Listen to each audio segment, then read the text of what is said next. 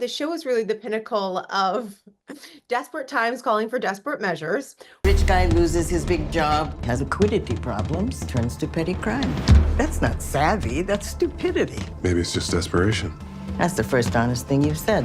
What was your first reaction to getting the script and then also with Jon coming to you and saying, hey, I think you might be the guy?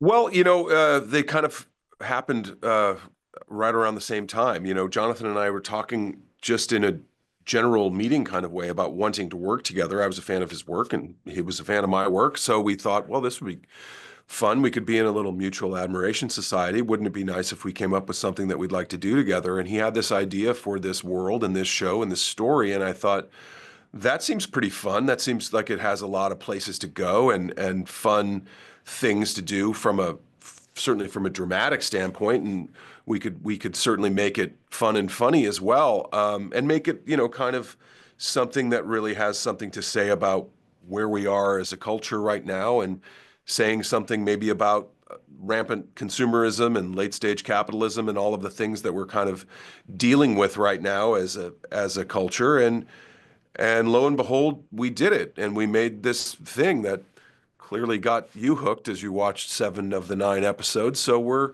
very happy with how it came out, and Apple seems to be as well, since they picked us up for a second season already. And yeah, we're very thrilled. It's a fun story. It's a very sexy and fun and compelling drama, and it's funny, and we're happy to be entertaining. Talk to me about how the show kind of came together. What I had wanted to do for a number of years was write a show set in the Westchester suburbs.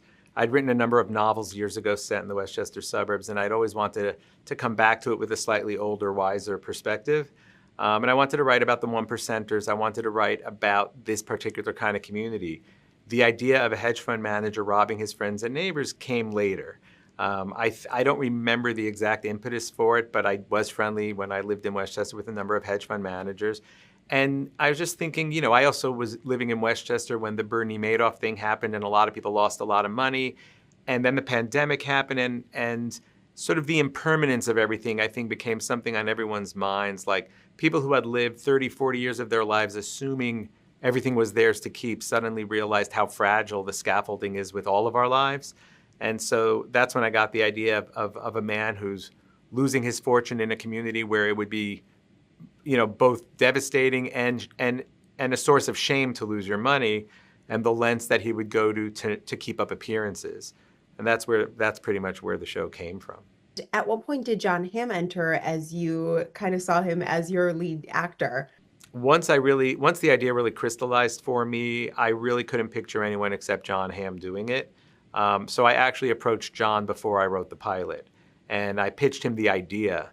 And Jon and I are pretty much the same age. We've lived through the same decades, and it was great having another person weigh in on all this, because this show is also a lot about midlife, right? It's about marriage, divorce, death, sex, aging, and so having another person over 50 talking about that with me, us figuring it out together.